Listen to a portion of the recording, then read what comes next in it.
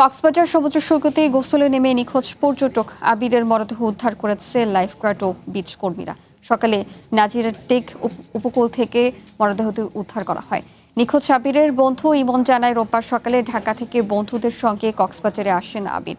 দুপুরে বন্ধুদের সঙ্গে সাগরে গোসলে নামলে তিনি স্রোতের টানে তলিয়ে যান। এরপর থেকে নিখোঁজ ছিল আবির। পুলিশ জানায়, মরদেহ কক্সবাজার সদর হাসপাতালের মর্গে পাঠানো হয়েছে। প্রয়োজনে আইনানুগ কার্যক্রম শেষে মরদেহ স্বজনদের কাছে হস্তান্তর করা হবে।